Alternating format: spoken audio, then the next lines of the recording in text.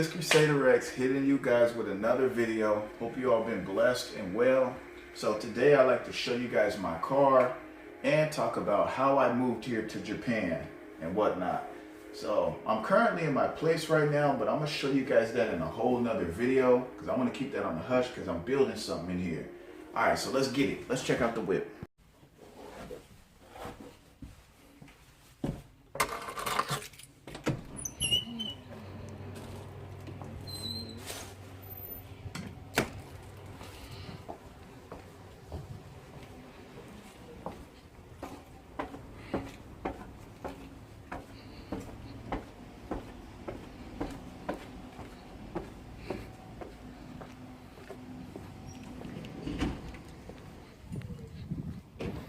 All right, guys, here it is.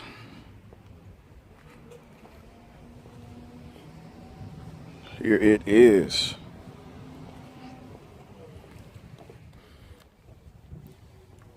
All right, guys, let me show you the underbody. Hang on.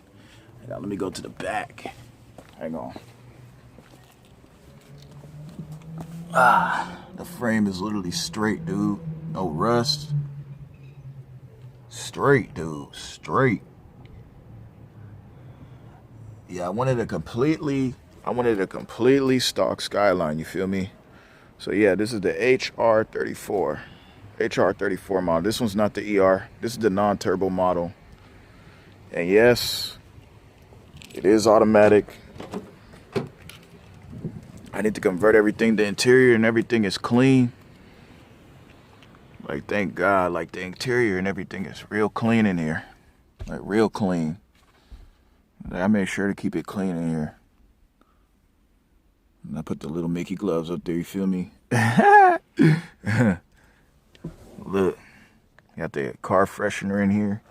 See, I like to keep things real clean in here. Yeah, but this is it, guys. So yes, I do need to do a manual swap. Let me start it up so you guys can hear it. I'll show you guys the engine too.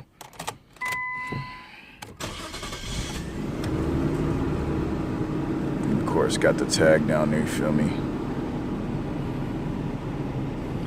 But yeah, I need to do a swap on this, y'all. Stat. So, don't know how long it's gonna take me to source all the parts and stuff, but other than that, no, it should be a breeze. I was watching a couple of videos, but me and my big bro, we just sourcing all the parts and stuff together. But hang on, let me pop the hood so I can show you guys. Look at this. This one's got the RB20. Hold up.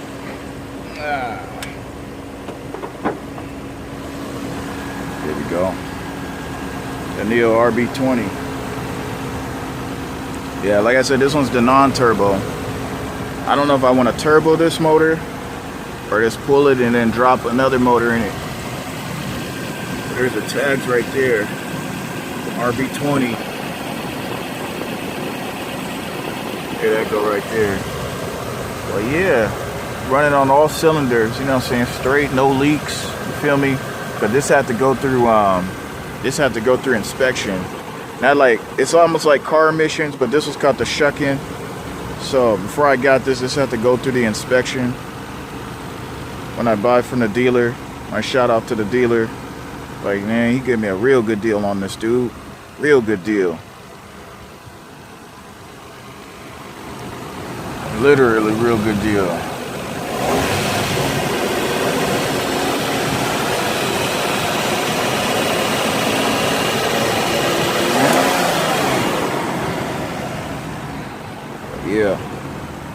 Yeah, all good, you know. Man, I'm just excited, man. I'm so thankful and blessed, like so thankful and blessed. Like, it is a blessing to be driving this thing. I can't wait to build this car for you guys, man.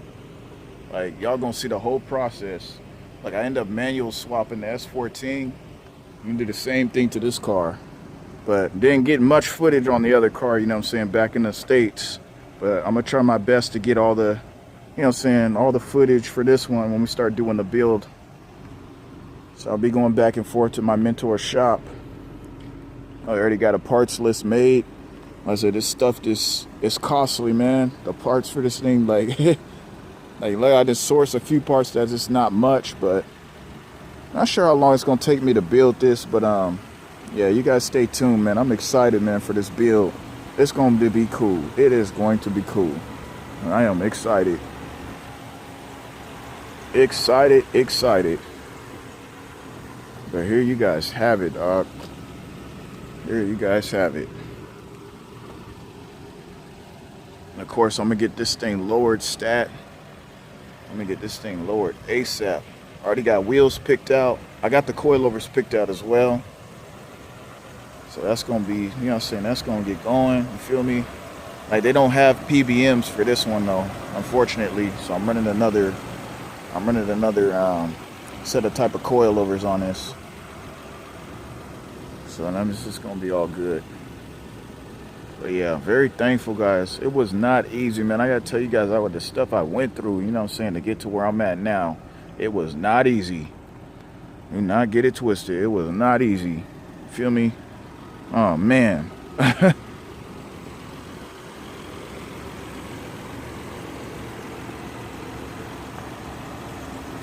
Yeah, man, I'm excited to build this thing, man. It's going to be cool, dog. Okay, now we got the hood down.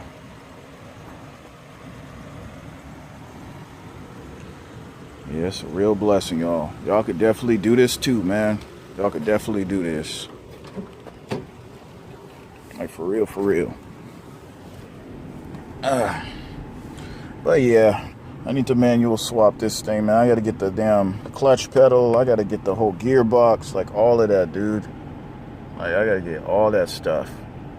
And then the gauges and stuff, like just filling it all up in here.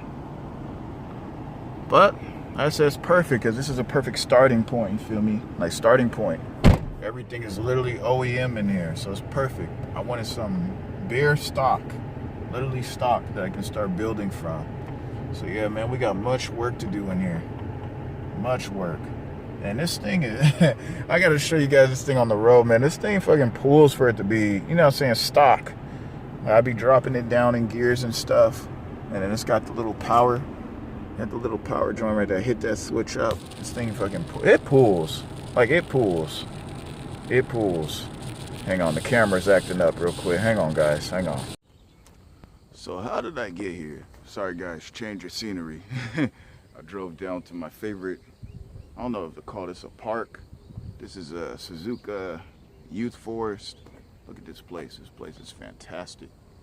And the cool thing about this, the track is just on the other side. So I be hearing, you know what I'm saying, I be hearing the races going on over there. Them cars loud now. But they not run. I don't know if they running today. I just drove past there. And yeah, it's really quiet. But yeah, guys, look at that. So you got ducks in the pond. Yeah, guys, it's hella lit. Look at all this. Alright, so how I moved here to Japan. I got my list right here. I'm gonna try to keep the video short and brief. But pretty much I got here through family. You know what I'm saying? He had me apply through his company over in Tokyo. That's where I first moved to. I moved over there and I was staying in a share house.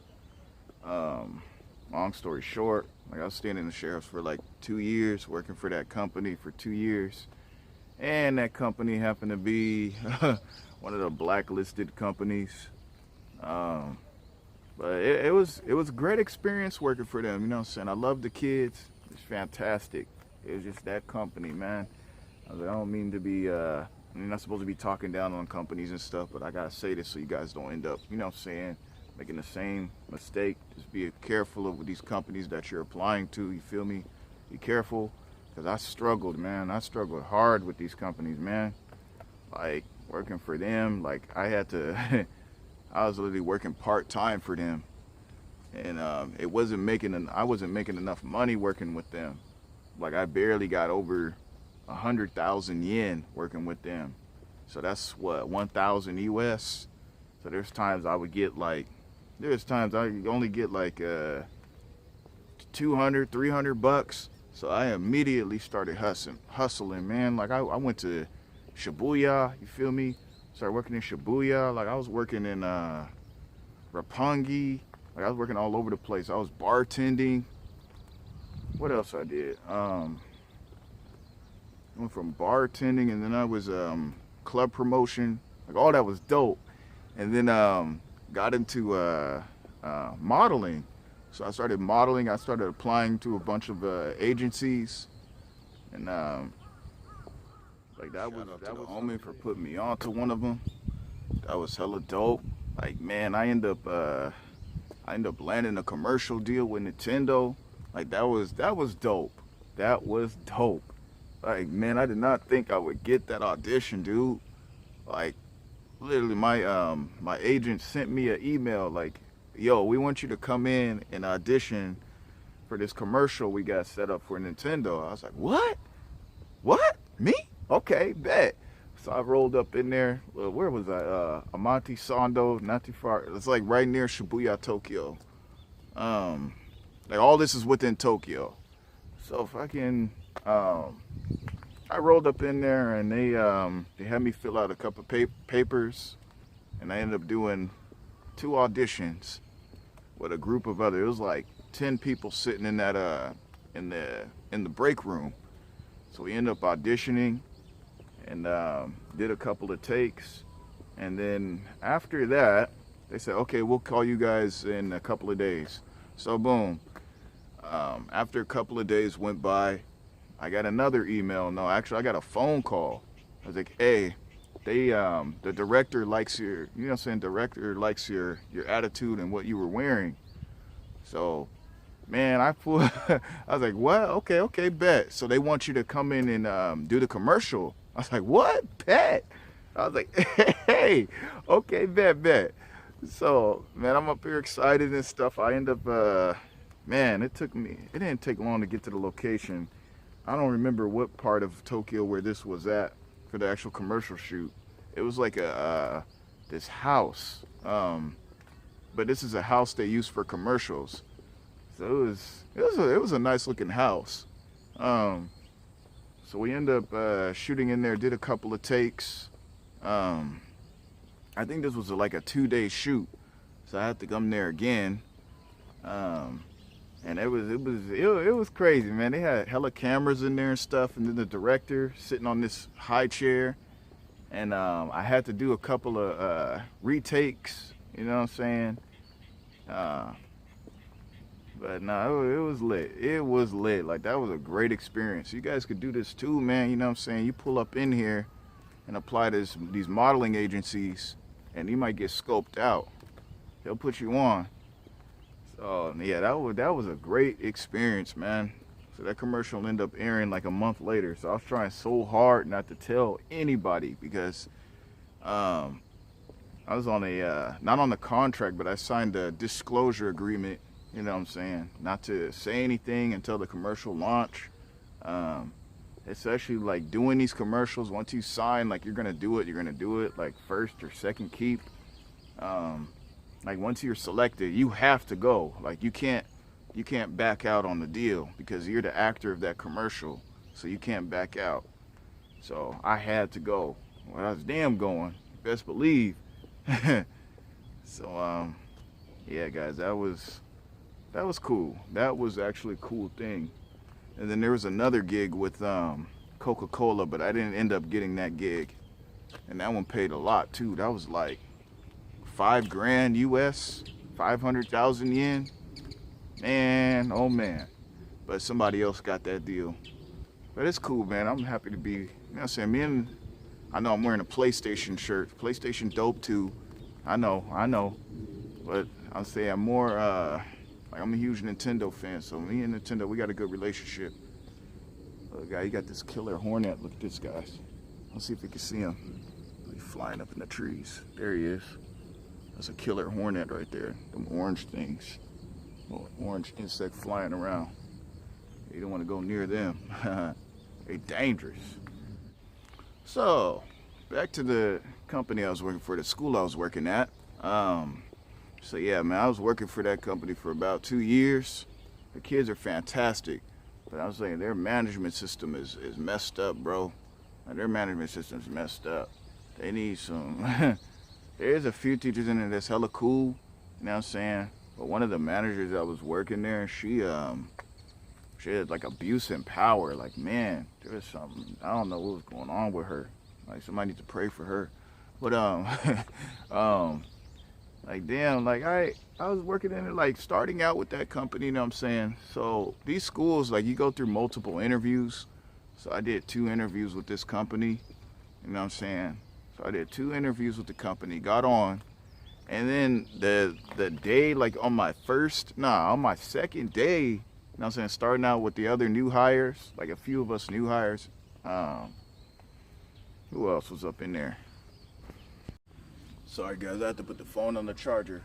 But nah, they on the day we were starting, they was expecting us to get the songs and the choreo down within the 2 days, bro. Like, I was like, what the hell? Like, I tried my best. It's like, oh, this is not good enough. So look, fucking on the next day, when I arrived at the classroom, oh, we're sorry, but the radio doesn't work today, so you're gonna have to do the songs a cappella, no music. So did all that, did all the lessons, and then soon as it got to the end of the day, this guy, one of the other managers that was working there at the school, he pulls out my visa information, the visa paperwork that allows you to live here in Japan. So guys, let me talk. So in order to live here in Japan, a company has to sponsor your visa.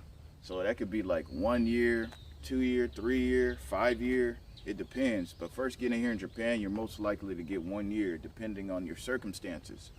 So yeah, he pulls out the visa information paperwork. Like, it was hidden behind the desk, almost like they were testing me or something. I was like, what the hell? This was all planned. That radio wasn't broke. Why are you lying? Why are you lying? So he pulled out the information, and we all started signing all the paperwork and stuff for me to go to the next day to immigration to file it in. So I guess I passed the test by doing all the choreos. Like, I hauled ass practicing the whole night. But they expect, like I said, guys, they expected to get like over 30 songs with the choreo down within a short time frame. I was like, man, this is crazy. So I did it. I did it. Because I sacrificed a lot, you know what I'm saying? I sacrificed a lot, you know what I'm saying, just to get here. And I'm going to talk about that in a little bit, the process that I had to do before getting here, you know what I'm saying, with my other cars I had back in the States. But yeah, so after doing that, I've received a couple of, you know what I'm saying, a couple of thousand, 100,000. Now, you get paid once a month here. You don't get paid every 2 weeks. It's different here in Japan. They pay you once a month. So, bruv, you guys, like, I was only making, oh, hello. So I was only making 100,000 just for a few months, and then after that, 700 to 1,000. What? That's like 70,000 yen to 100,000 yen. So bouncing between those two. But then after all that, guys, then COVID happened. So that literally slashed everyone's hours. Like, we had to stay home. We was on lockdown, but people were still going out. And I had to make some kind of money, so I had to get out. You feel me? Like, I had to go do something because I had to eat and pay rent. So what I ended up doing, out of everything I told you guys in the last segment of the video, like, I was working inside of the share house, free accommodation. So I was doing that.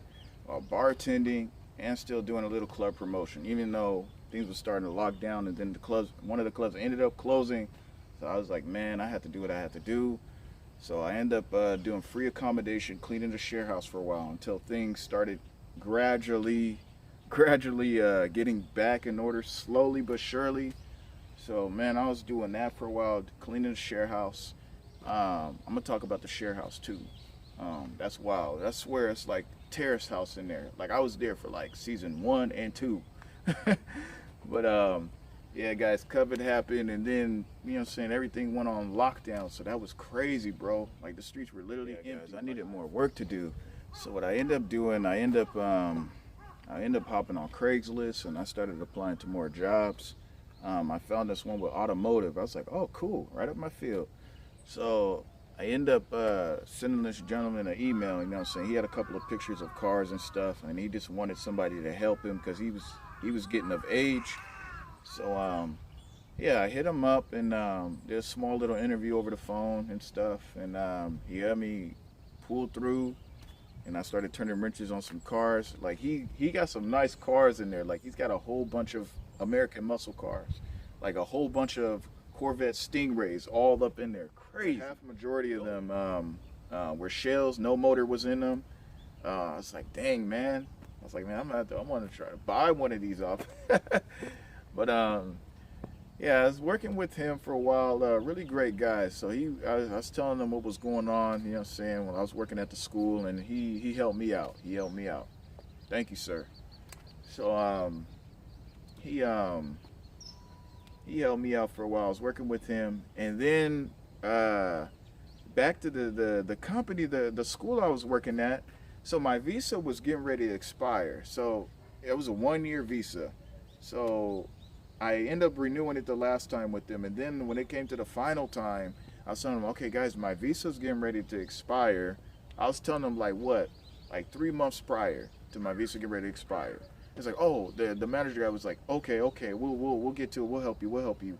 So a month goes by. I send him another message like, yo guys, my visa's getting ready to expire. What we gonna do here?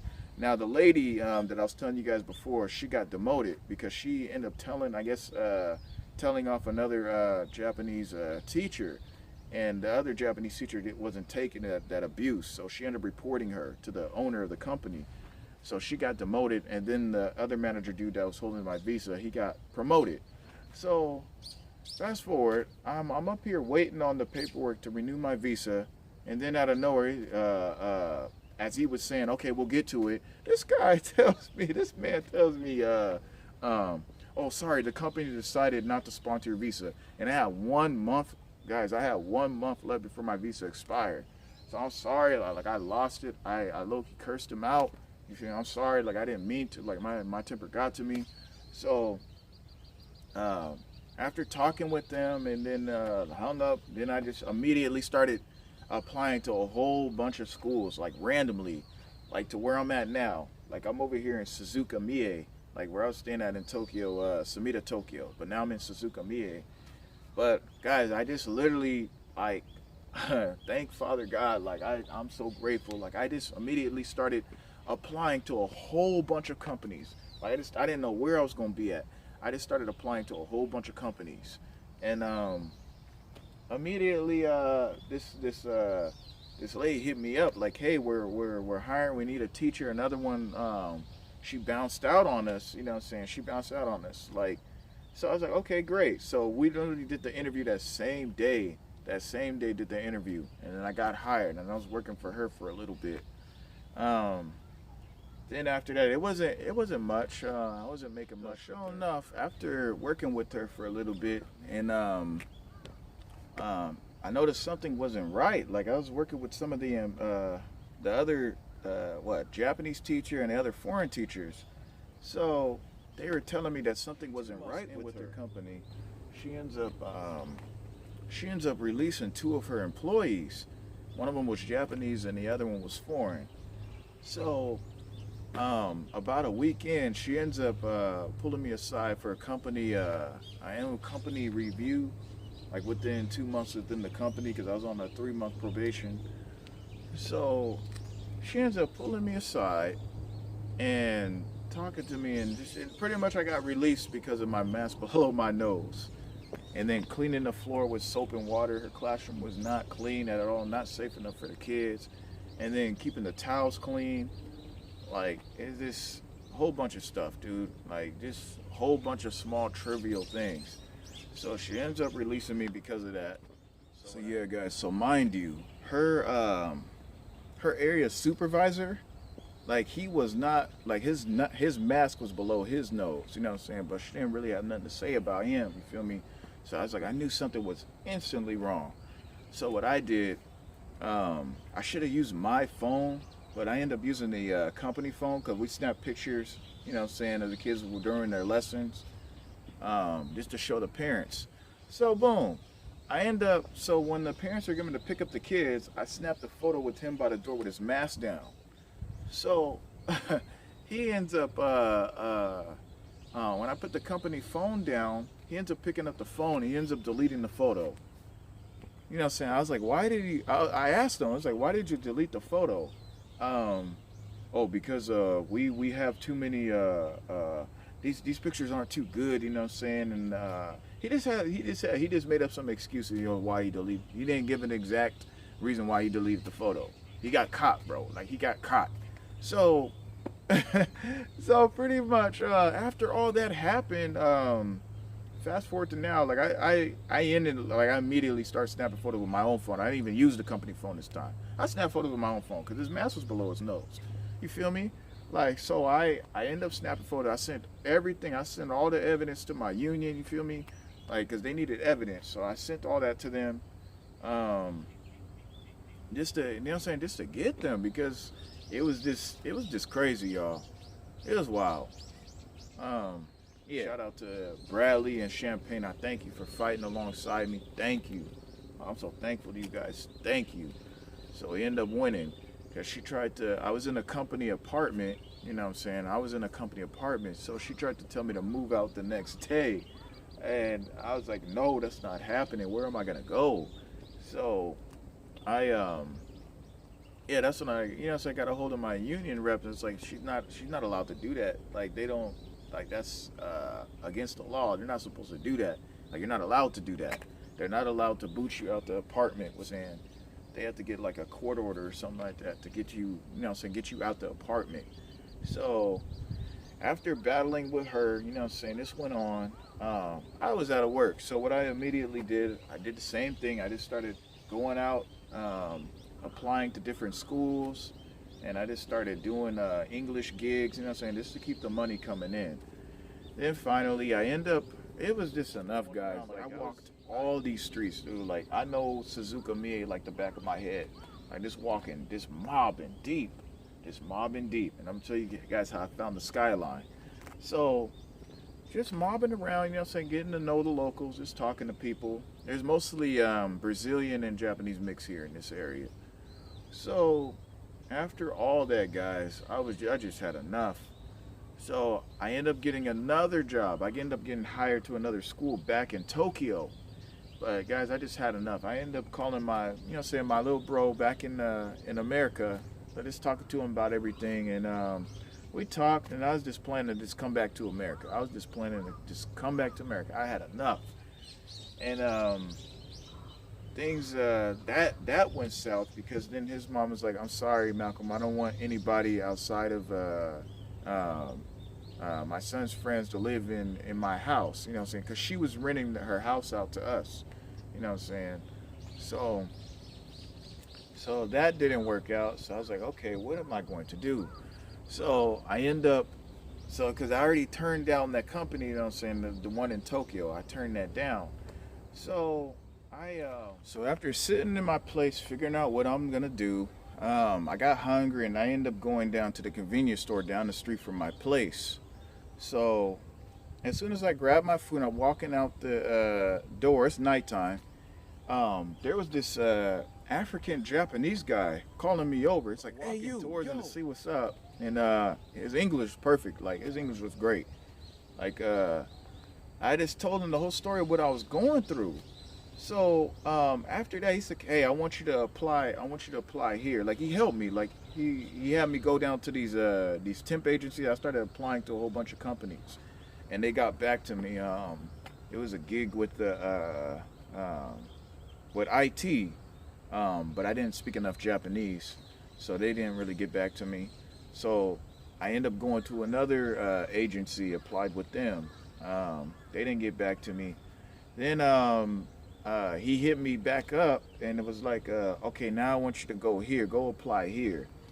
So he had me go down to this agency, but I hit them up on Facebook first. I hit them up on Facebook, and they said to just come down.